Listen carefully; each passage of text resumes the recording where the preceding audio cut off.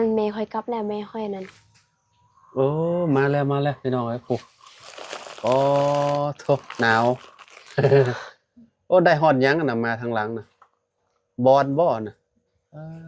พี่น้องเอ้ยเนาะปุ๊ทางเมน้องไม้โอ้ได้ฮอดกล้วยมาโดยสบายดีเอ้ยโอ้ได้หลายอย่างนั่นนี่เนาะน้ำเหมยได้หมายถ่ายเลย โอ้ ชุดไปใช้ นักข่าวปัญญังอันนี้เนาะโอ้ยพี่น้องเอ้ยปุ๊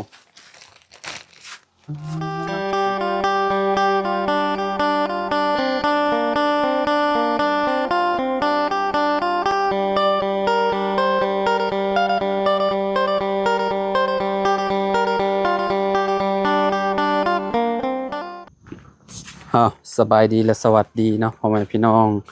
FC เบิดสุขุสุคน สบายดีทาง PSC หมดทุกคนไทย FC ทางแล้วก็ โดยเนาะฝากไว้ให้น้องหน่อยเด้อ ใจ โดยขออนุญาตหน่อยเด้อเนาะโอ้มื้อนี้คือแต่งโตวงามแท้มาเนี่ย มื้อนี้เป็นหัวหมักการ อืมวันหยุดมื้อนี้เนาะ โดย บ่ได้ไปทางใดมื้อนี้ บ่ได้ไปทางใดมีแต่อยู่เฮือนแต่เมื่อวานนี้เมื่อแต่ไปขายหน่อไม้อยู่ในสแดนว่าเมื่อแต่นั้นว่าไปหัวหมักการอีก ไปจังโมง ไป3 โมงเมื่อแต่นั้นประมาณ6 โมงเช้า ไปแต่ตีสาม โดย ไปขายน้ำใหม่ตีสามกลับมา6 โมงบ่ โดย ปาโถบ่หนาวบ่ฝนบ่ห้ำบ่ หนาวอยู่ ฝนแห้งบ่ทางนี้ตอนตีสามหรือว่าฝนยังบ่ตก ยัง อืม ยังไม่ได้ต้องแหงอยู่ มันตกช่วงประมาณ6 โมงเนาะ โดย 6 โมงหา7 โมงแหละเนาะประมาณนั้นเนาะ โดย จะมาเปียกบ่ บ่มันบ่ได้เปียกยังบ่ได้พอตกว่าบนหอหูมัสการทางรูปนั่นแหละเขาตกอยู่ ช่วง7 โมงปลายบ่ โดย ก็ข่อยมาแต่เซโปนเนาะเปียกเบิดข่อยหนาวโคตรหนาวเลย แบบฝนพี่น้องเอ้ยพายุเข้าพายุแบบลูกสุดท้ายบ่หรือว่าแนวใดปลายฝนต้นหนาวแบบว่าตกแล้วแบบหนานอนขนาดเลยเนาะแบบว่าอากาศแบบมันเย็นทำไมเนาะ โดย ได้หลายเยอะบ่เงินไปขาย ได้ส่งแซน 200,000 โดย ใช้น้ำมันเท่าใด หมูหู ใช้น้ำมัน50บ่ ประมาณเท่านั้นแหละพอค่อยใส่ แต่ว่าตอนจะไปจะบ่ได้เติมบ่ โดย ไปกับแม่นะ ไปกับแม่ แม่ไปใช้ฉะนั้นนะ ไปสวน ไปสวนไปเก็บพริกบ่ ไปเอามักทั่ว เอามาถั่วมาขาย บ่สิเอากิน เอามากินซื่อ โดย ๆโอ้ มื้ออื่นอีกไปหาของขายมื้อนี้บ่ได้ไป ไปหาของขาย โดย ไปหาเอาหยังเอาหน่อไม้คือเก่า ไปหามักเผ็ดอยู่ในไห้ ให้ไผ ให้เฮาเอง เก็บคู่มือก็ยังบ่เบิดบ่ บ่แต่มื้อนี้นี่ว่าเผ็ดพี่น้องเฮาว่า ชื่อเอาน้ำเพิ่นบ่เล่นอะไร ซื้อเอา อืมชื่อเอาโลเท่าใดเพิ่นขายให้ ว่าพี่น้องโล30 บาทบ่แม่นพี่น้องโล40เขาขาย อ๋อก็คือแบบถ้าพี่น้องนี่คือสิเพิ่นสิขายบ่แพงเนี่ยเนาะประมาณโล30คะแนนซื้อน้ำคนอื่นก็ประมาณโล40,000เนาะ โดย โอ้ซื้อน้ำพี่น้องและได้ดีคะแนนเพิ่นมีเนาะ เขาไปอยู่บ้านป่าเฮานั่นเขาไป บ้านใด บ้านตะเหือ บ้านตะเฮือ โดย ไปทางไหนบ้านตะเฮือ ไปทางบ้านหยังนะ ออกไปทางบ้านดงนี่นะ โดย ยิงขึ้นไปโต๊ะเทิงผมบ่หรือว่านั่นน่ะหรือว่า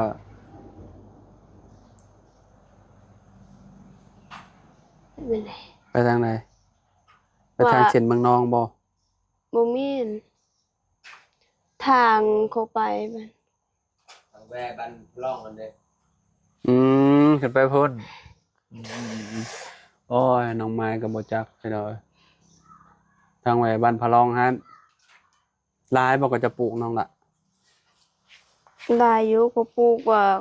ความว่าหลายคนเฮาซื้อว่ามื้ออื่นว่าสิไปอยู่นั่นอีกมื้ออื่นบ่ได้ไปอยู่นั่น สิ ไป สิ อยู่ สิไปซื้อน้ำเพิ่น โดย อืมแต่ว่าบ้านนั่นก็เจ้าก็ปลูกขายหลายบ่มักพริก เขาว่าเขาปลูกหลายอยู่แต่ก็บ่มีมันขาย ปีนี้กับปีมันดีปีนี้ก็ปลูกเลย คือบ่ปลูกไว้หลายๆแล้วไว้ขายอยู่ให้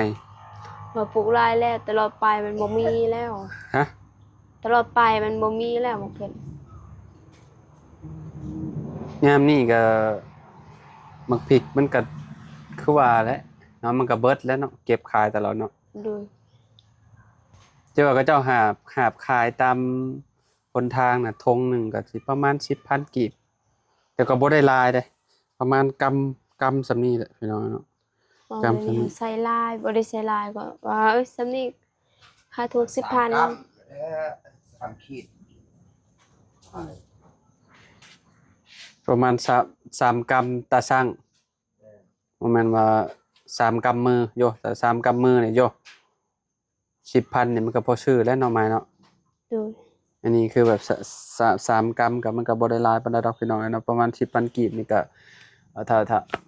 ถ้าเป็นเงินบาทก็ประมาณ20 บาทเนาะ 10,000 พี่น้องเนาะก็พอกินอยู่เนาะน้องทายไปทางใดซะน้องทาย เขาไปลินแล้ว จะดินแล้ว โดย จะบ่ไปสอนบ่ว่าแรง บ่ จะไปอยู่บ่สอนช่วงนี้ บ่เคยไป บ่ได้ไปแต่โดนแหละยาแหละ บ่มีมันสอนบ่มีป่า อ๋อบ่มีปลาแล้วนั่นนี่นะ บ่มี อึดแหละ มีแติสอนหอย อ๋อได้หอย โดยช่วงนี้มีแต่ไปหาของขาย อืม บ่มีว่ามื้อใดสิเมื่อยพักผ่อนก่อนบ่ได้ไปหาว่าไปหาแต่หน่อไม้กิน อืม บ่เคยสอนแล้วปีนี้ มันบ่มีป่าไปสอน ปลาอึดบ่ บ่มีครับไปสอนมีแต่กินหอย หอยหยัง หอยต้องหอกินนะ หอยจูบ โดย ที่ว่าจะแกงแค่หน่อไม้ใช่บ่แม่นบ่ โดยหอยนั้น อืมพี่น้องเอ้ยเนาะก็อ่า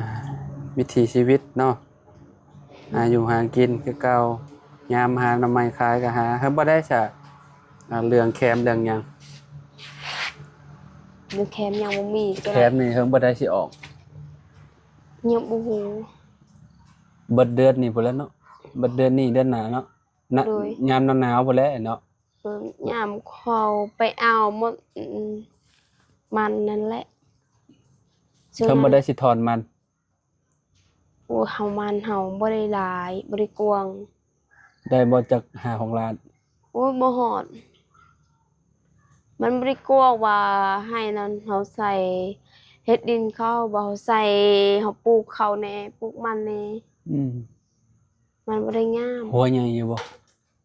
บ่ว่าเขาไปทางอยู่นั่นแหละแม่ค่อยไปเอามักถั่ว ไปให้พวกมองไปหูดเขาพวก โดย เออ โอ้เฮ็ดมันบ่ได้ไกลซำใด อืมยังลายอยู่ที่หมักถั่วเนาะ ยังหลายอยู่สำพอกินนั่นแหละ เออพวกขิงพวกหยังเด้มีอยู่บ่ มีอยู่ อืมวางข่อยเมื่อวางหันข่อยลืมแบะมาเอานำอยากได้มาปลูก ปลูก ทาน ใน ว่าบ่ได้เห็น ต้มน้ำขิงน้ำหยังกินโอ้ครั้งละโดนเติบเลยบ่ได้เข้ามาเนาะแบบ โดย หลายมื้อเติบเลย กินฮอดดนบ่ได้เห็น บ่ได้เห็นกันโดนแล้วเนาะ โดย อ่า มื้อใดแล้วว่ามื้ออีกเขาสิเอาให้ กับประมาณพุ่นแหละทางเบิ่งพี่น้องเอ้ยเนาะประมาณพุ่นแหละวันศุกร์วันเสาร์พุ่นแหละคิดว่าคันว่าสิฮอดได้คันว่าบ่ฮอดแล้วก็สิบอกน้องดอกเด้อ โดย อ่าเป็นจังได๋น้ำในใช้โอเคอยู่บ่ มื้อนี้น้ำบ่ได้ออกมื้อนี้ ฮะ น้ำบ่ได้ออกไปกินอยู่ในน้ำห้วย น้ำบ่มาบ่ โดย แต่เมื่อวานนี้แหละเขาบ่ได้มา ขอโทษไปอาบน้ำอยู่ใช่ซะ ไปอาบน้ำห้วย อาบน้ำห้วย โดย เอาน้ำมากินพร้อม โดย อาบน้ำห้วยอยู่หมองได้น่ะ อยู่มองเก่านั่น หมองเพื่อนเก่าพุ่น โดย ห้วยหน้าน้องหล่าพุ่น โดย บ่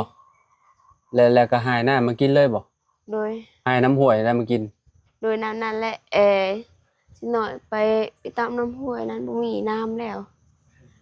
สิกินน้ำพ่นพ่นบ่ได้ตกแฮง มันตกพอแต่ฉับหนึ่งเนาะมันตกลินๆเนาะโอ้แสดงว่าลายมือแล้วซั่นนี่เนาะ โดย น้ำบ่มานี่ช่อง3มื้อได้บ่น้ำบ่มา ประมาณ2มื้อนี้แล้ว บ่ได้โทรถามเขาบ่ บ่ คือบ่โทรถามเขาว่าเป็นหยังน้ำคือบ่ว่า หอมผม อาบ เบิ อยู่ กเขา อาบอยู่ห้วยมันก็หนาวติเนาะ มันหนาวก็ได้อยู่บ่ได้อาบน้ำจังหน่อยโอ้ยนอนบ่มันนอนบ่ได้แหละ คือข่อยบ่อาบแล้วข่อยบ่มีน้ำอาบ นั่นแม่ค่อยกลับแล้วแม่ค่อยนั่น โอ้มาแล้วพี่น้องเอ้ยครูโอ้โธ่หนาว โอ้ได้ฮอดหยังอะน่ะมาทางหลังน่ะบอดบ่น่ะพี่น้องเอ้ยเนาะครูน้องเมย์น้องไม้โอ้โอ้ได้ฮอดกล้วยมาโดยสบายดีเอ้ยโอ้ได้หลายอย่างนั่นนี่เนาะ น้ำเอ้ย ได้หมายถ่ายเลย โอ้ ชุดไปใช้ นักข่าวปัญญังอันนี้เนาะโอ้ยพี่น้องเอ้ยโอ้อันนี้ยังนี่เอ้ยคือยังนี่ไหม ก็เฮ็ด ฮะ ก็ใส่คือก็ใส่ไม้คลามนั่นดิก็เฮ็ด ใส่บังคลาม อืม โอ้ มีมักถั่ว คล้ายๆคืออันนี้ยังวะกระเจ้าห้องไม้อีหยังไม้บ้านเจ้าห้องไม้ยังนี่ หน่อไม้ตัวนั้นหน่อไม้หน่อไม้หยัง ใส่บังคลามแล้วว่าหายเขานี่แล้วก็ไปเผาเนาะ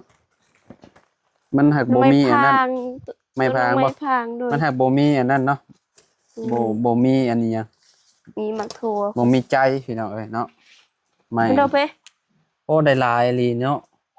บ่จักหน่อไม้บ่จักมักถั่วบ่จัก คนจะเอา มัน เขาใส่แล้วว่ามักถั่ว โอ้ยพี่น้องหลายเลยเนาะ อ๋อแลกกันกินให้อ๋อ เต็มอยู่เลยเนาะ กันอุ้ย วันนักซำใดเนาะเบิ่งขอยลองยกลองเบิ่ง อืม ลองยกก่อนพี่น้องโอ้ตัวพี่น้องเอ้ยนักเฮงอีหลีมีหยังแน่นี่คือนักแท้นี่โอ้นักอีหลีเหรอ ยากอะดิสิอาบน้ำอยู่ไส น้ำบ่มาโลดอาบน้ำก็ลำบากล้างกระต้นกระโตก็สิล้างอยู่ใช่ นั่นว่าสิอาบน้ำนั่นอาบน้ำสระนั่น น้ำชาน่ะ โอ้ บ่ได้แล้วจะเอาน้ำมูกไว้แหละ จะเป็นข่อยนี่โทรไปถามกับเจ้าแล้วเป็นหยังคืออันนั้นน้ำคือบ่มา นั่นมาแล้ว ใช้ น้อง โอ้ เขาก็ไปคือ ไปนำกันบ่ ดู โอ้โดยสบายดีเนาะน้องทายพี่น้องเนาะมีหมักบวบ อันนี้หมากมันเผาบ่ ดู เอามาขายคือกันบ่ บ่ไปเอากินบ่ได้ขาย นี่พี่น้องเนาะ ไปเอากินหมดนี่ อืมหมากหยังก็มีเนาะหมากถั่วพูก็มีนี่แต่เก็บไปขายรอดนี่ บ่เขาเก็บกินบ่ได้ขาย เก็บมาอันนั้นซื่อๆพวกมันหยังอันนี้ มันเขากิน มันต้นเนาะ อืม โอ้พี่น้องมันนั่นล่ะสิว่าเจ้าตำให้แม่นบ่ โดยมันก็นี่ ลื่นบ่พายยังใส่คนน้อยนะมียังในหลังนะบ่บักทั่วบ่มันชวน โดยนี่ ใช้เบิ่งเด้อของเจ้าเอ้ยมียังมีแต่เกิบนี่โอ้โหเกิบก็มากล้วยบ่อยู่นำกันบ่ได้ใช้เบิ่งโอ้มากล้วยพี่น้องเอ้ยเนาะนี่ดุได้เราก็ได้เนาะ คักพี่น้องเอ้ยเนาะ หลายเลยบ่ ต้องหลายเลยเนาะมีแต่หมักถั่วเนาะ โดยคือสาเหตุว่ากิ โอ้ น เต็มอยู่พี่น้องเอ้ย โอ้ยมีแต่มักถั่ว เก็บ มัดไปขายรถนี่นะ บ่เขาไปขายมื้ออื่นกลับมาอีก ก็เก็บมาอีกเก็บมาเพิ่มบ่ เลยหนูบอกแค่นี้แน่ หมึกทั่วให้พี่น้องเอ้ยคักปานยังนี่ลายเป็นลายเนาะอืม ประมาณชั่วโมงจะหน่อยไปโฮมัสการอีก อืมไปนมัสการอีกบ่3 โมงบ่มีหยังอีกบาดนี้เอาหยังมาให้บ่เอาหยังมาให้อันนี้ฮะสบายดีน้องของน้องน้ำของน้องไม้บ่นี่น่ะจะมากล้วยกับมะทั่วโอ้ยพี่น้องนี่ ตาโตหน่อยเอา จะพอจังหนัก มีมากระบอกพร้อมบ่น่ะ โดยมัน ปอจังพอ โอ้ยมันหนักอีหลี นักนอนมากระบอกเนาะนี่อ๋อ ตัวนั้นตัวนี้เหาะ หลายโลแล้วนี่มากระบอกนี่นี่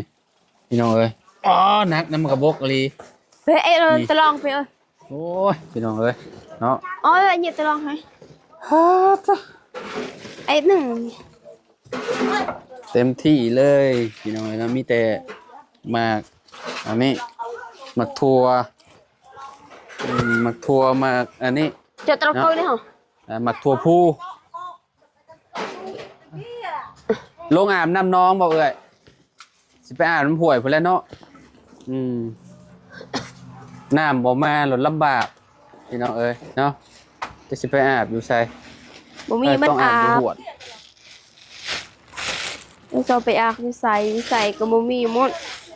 มีแต่ลุยอยู่น้ำห่วยพุ่นแหล้ว โดย เมื่อวานนี่นะบ่าวอันน่ะแวะหาน้องอันนั้นอยู่ไปหาน้อ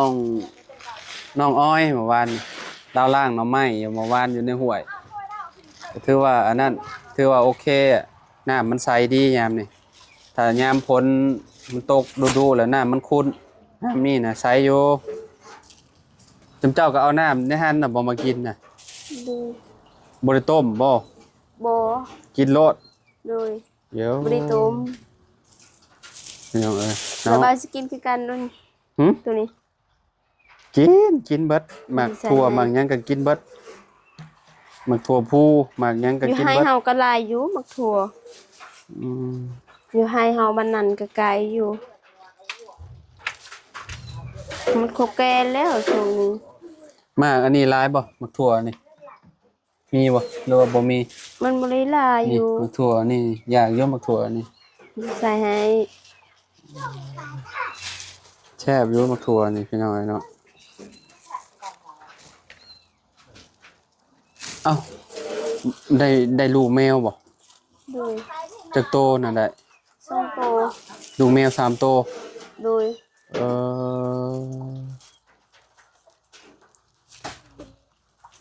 อันนี้มาเฮ็ดแนวใดกินอันนี้ที่อันต้มบ่ ต้มก็ได้อยู่หนึ่งก็ได้ หนึ่งเอาเนาะหนึ่ โด ง ย เอา ว่า ต้ม สิ เอา ใส่น้ำตาลก็ โอ้ ได้อยู่ คักแล้วฮะ โดยก็สิ ซัมนี่นะพวกอันมะกล้วยนี่น่ะต้มเนาะเห็ดกล้วยบดชีกินคักเลยนี่เนาะนี่ใส่น้ำกะทิเพราะว่ามันกำลังเหลืองซัมนี่นะพอดีนี่เหลืองซัมนี่ตานี่มันยังอันนั้นอยู่มันยังเขียวอยู่เนาะ โดยพิเศษแล้วเสมอ บ่ต้องให้ข่อยหลายดอก บ่กินแล้ เอ้าว เพราะว่าข่อยกินผู้เดียวข่อย กินให้หลาย พอแล้ว พอได้กินอย่างไอ้ยำกิลินมักถั่วอยู่ไห้พี่น้องเนาะมักถั่วไห้มักถั่วแล่อันนี้นะมันเริ่มแก่แล้วก็มีแต่ต้มกินนี่ซำนี้นะต้มกินพอดีแซ่บซำนี้เนาะน้องไม้เนาะ โดย ต้มกินพี่น้องต้มกินนี่ตำใส่หมักนาวพี่น้องตำกินส้มนะแซ่บพี่น้องเนาะประมาณนี้แหละเนาะเมื่อวานนี่บ่หรือว่าเมื่อก่อนน่ะแวะมาหาน้องไม้เพิ่นแล้วมาเจอทางพ่อเพิ่นเนาะ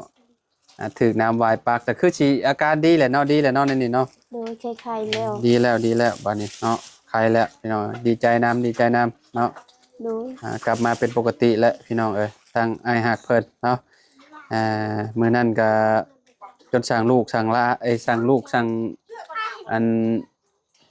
โอ้สั่งลูกสั่งเมียเนาะสั่งแม่เฒ่าพร้อมแล้วพี่น้องเอ้ยเนาะ ใหญ่คนไม่ลงมาไม่โดย อันนี้ของเจ้าบ่ครับของเจ้าพายเนาะมีหมากกระเดือยพร้อมเนาะ